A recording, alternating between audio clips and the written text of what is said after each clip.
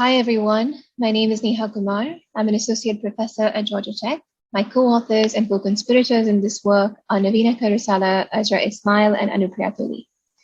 In making a case for taking the long, holistic, and intersectional view of women's well-being, our paper draws heavily from the capabilities approach.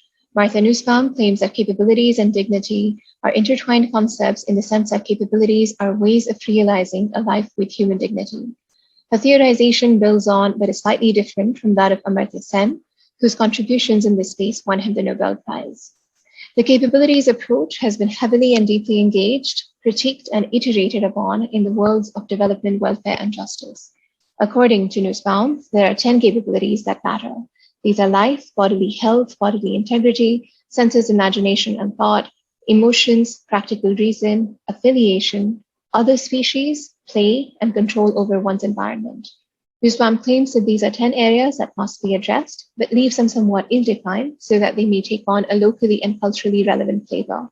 This list is also where we derive our claiming of women's well-being in our paper.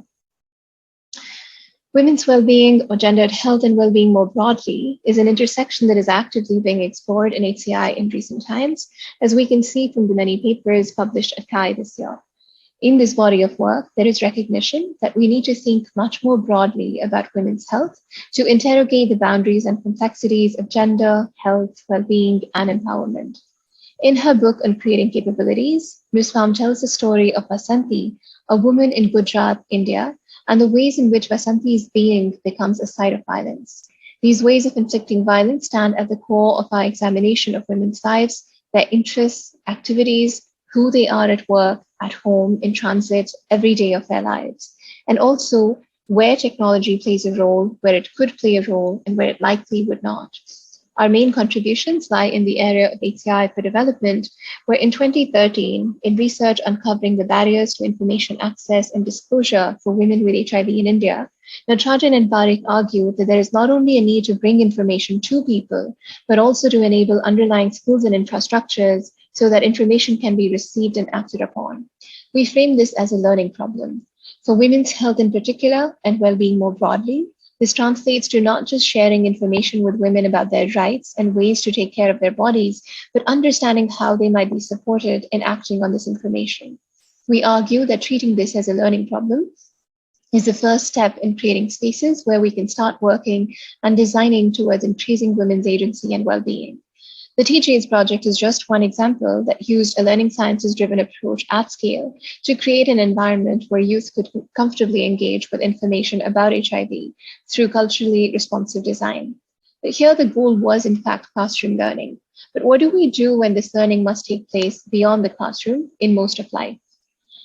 Our paper looks at 13 studies that each of us conducted over several years. They highlight how diverse extrinsic factors are inextricably linked with health outcomes.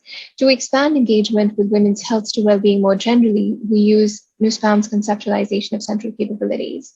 We present our studies as 6 cases that together bring attention to all of these capabilities and offer an understanding of how HCI could further enrich its contributions towards women's overall well-being, particularly when these women come from multiply marginalized backgrounds and systems. In each case, we identify the central capabilities that come in question. We lay out challenges such as barriers to adoption, mismatched perceptions around technology adoption and use, the presence of cultural taboos, and others. We frame these challenges as learning problems rather than access problems, where receptivity to information may be lacking on the part of particular stakeholders. Our paper summarizes each case before discussing the insights gleaned from the combined analysis, motivating the long, holistic, and intersectional view to women's well-being. We argue that the adoption of a learning-oriented approach is critical if HCI is to take this view. We conclude our paper with the poem Bread and Roses, written in 1911 by James Oppenheim, to call attention to women's labor struggles. It emphasizes the need for basic necessities such as bread, but for roses or dignity too. The context that we write of is different in some ways, but similar as well. More than 100 years later, the struggle for dignity continues.